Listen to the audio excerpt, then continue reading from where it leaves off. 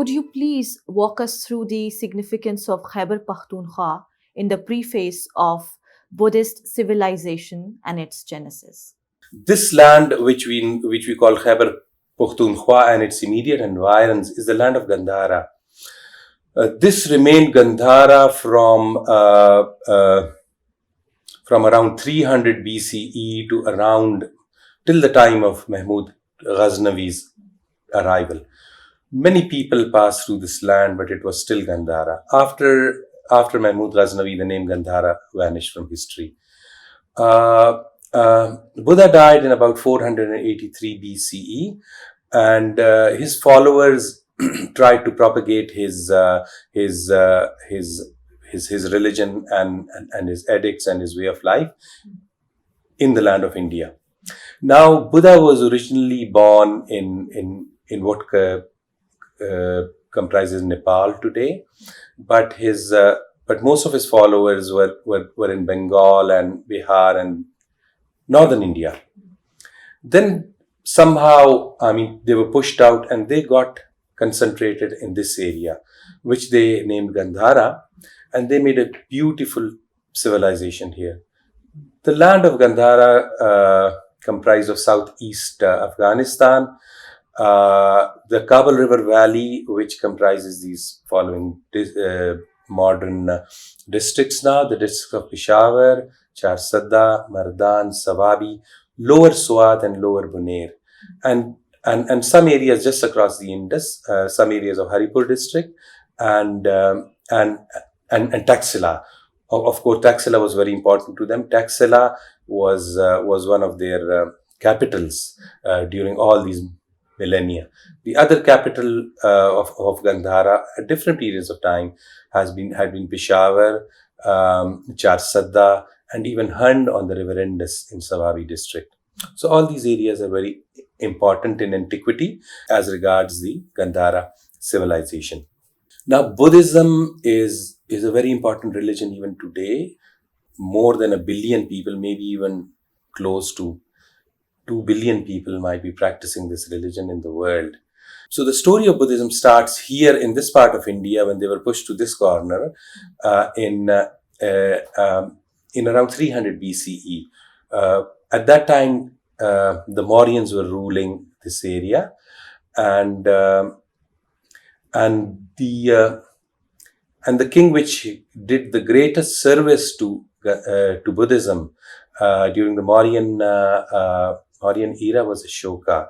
Okay, Ashoka came around 300 BCE, and he has left a lot of signs all over this land, which you've seen over your past few days during your travels in this area. The Mauryan rules finished around 185 BCE.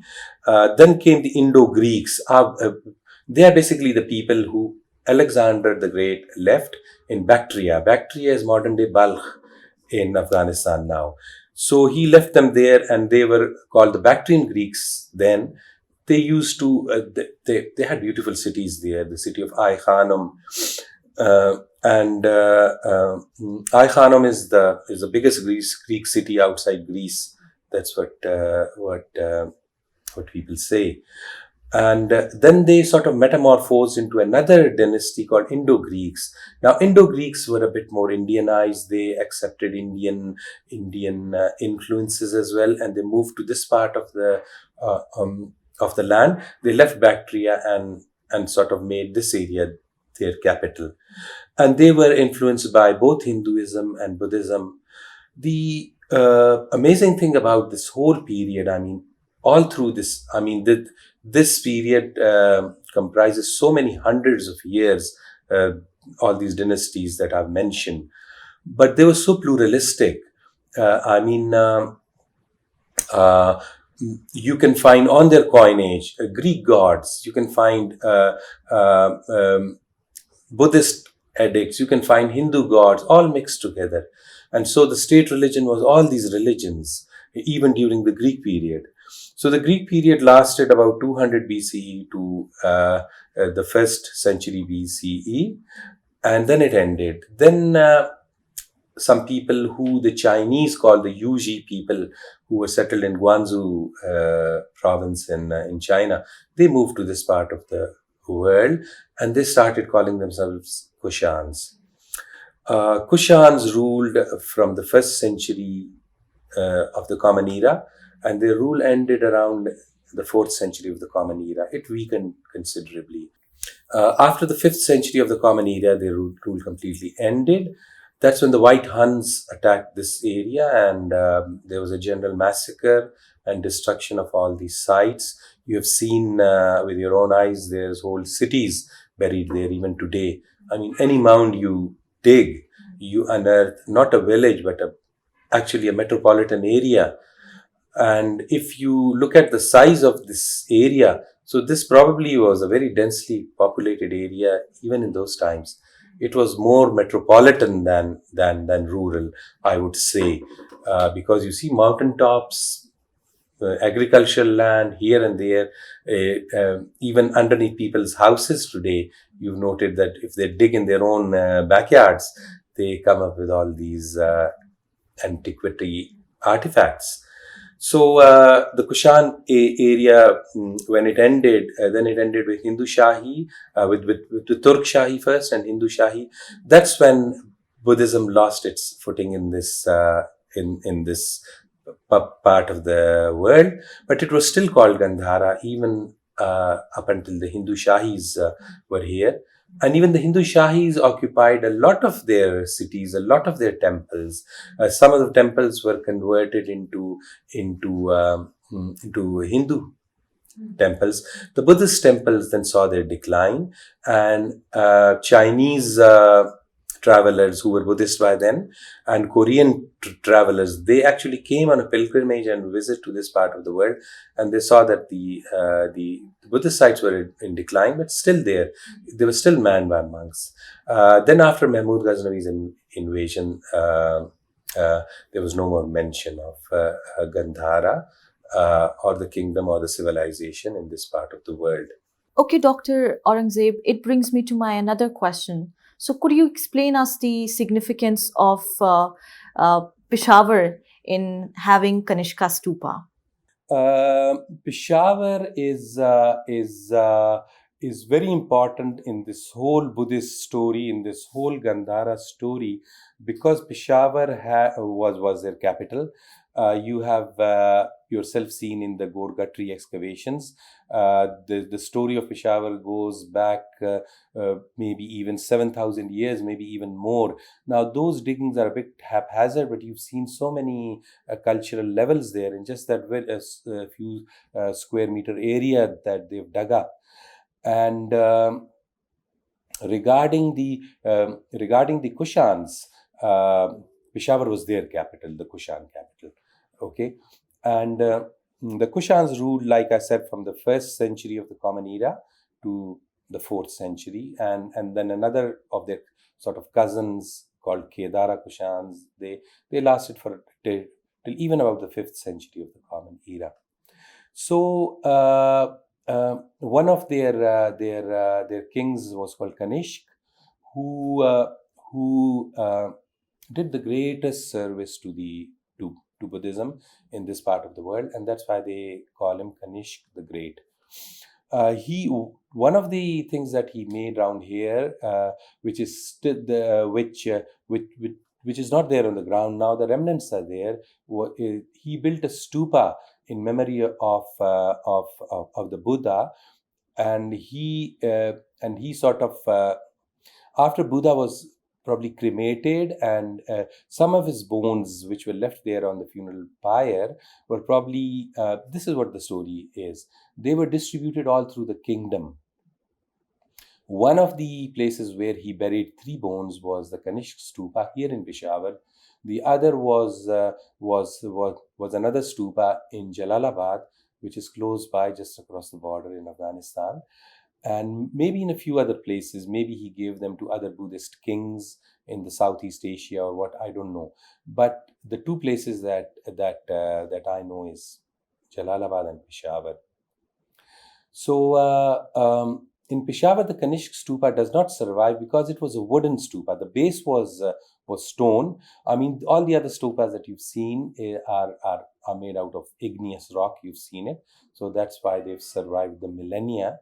But this was the base was of rock, and then there was a wooden stupa on top of it with a very tall pole with brass sort of umbrellas, which they call chatras, and the whole structure was extending maybe more than 400 feet tall, which made it a wonder of the world in that time, because that was the tallest building in the ancient world then.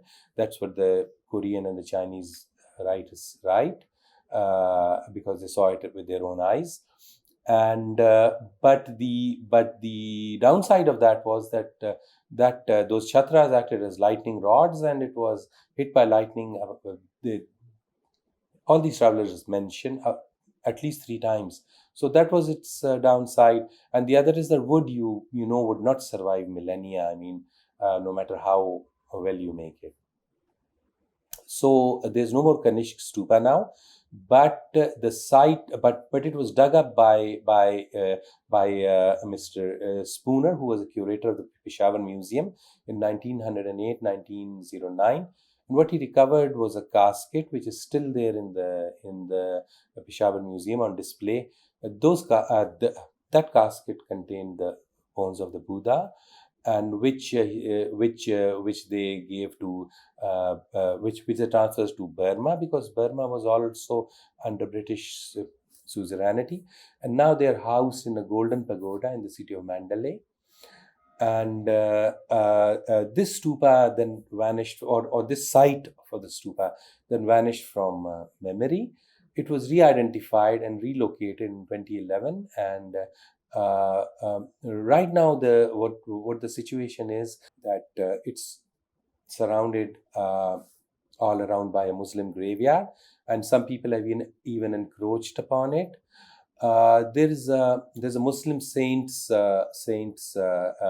tomb there as well. You can even identify the remnants of the stupa inside that tomb. So something which is 400 feet tall, you need quite a bit of land to accommodate it. The base, they say, was just 300 feet by 300 feet square. So that's a big area.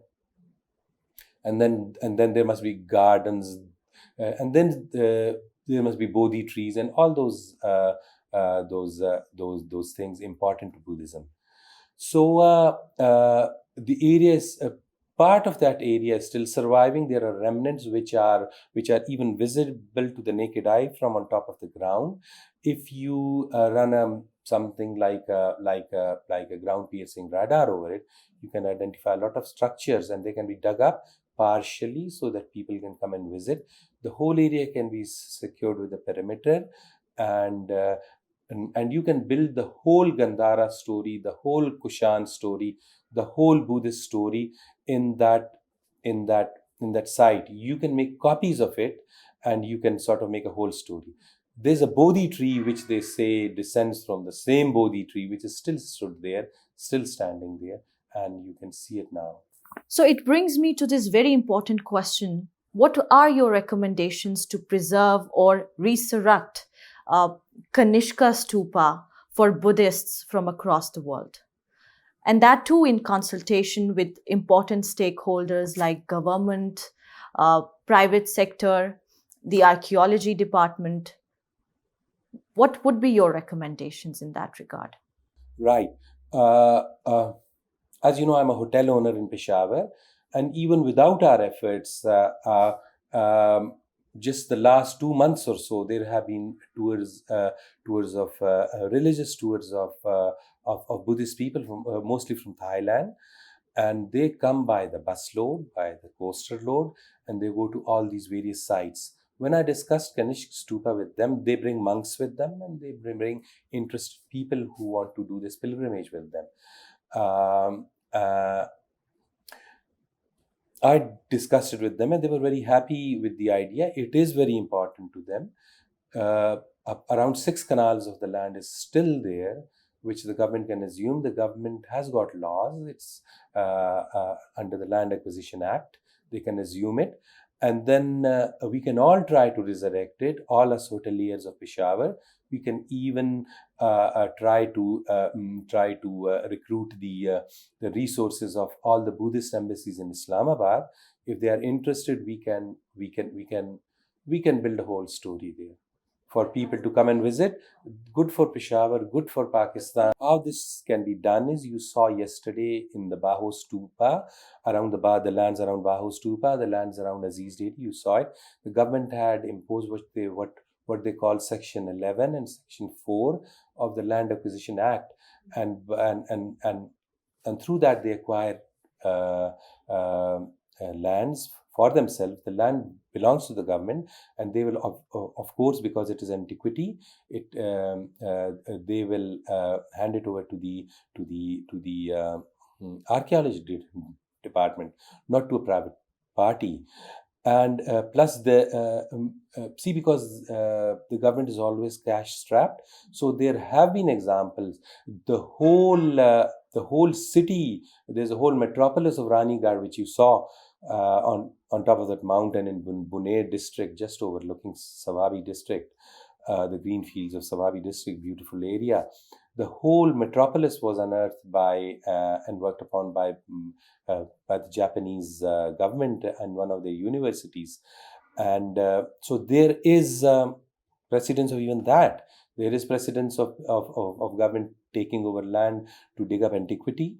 There is precedence of other people chipping in their resources, their manpower, their money to build the thing for the government and then hand it over to them. The same can be done here. We all as hoteliers of Peshawar can get together. Even the hoteliers of Islamabad can get together, and we can try to build it, and we can garner the support of all the Buddhist embassies in Islamabad. Maybe somebody is interested. I certainly saw Buddhist groups coming here to our hotel. Nobody even knows about it. They keep on talking about religious tourism, but nobody facilitated them. They basically helped themselves. So I think if we sort of organize it in a way, if we just show them the way, the rest, the laws are there. I'm sure the resources are there as well. Okay, so people will be interested to put in their money and their brains and their designs and everything.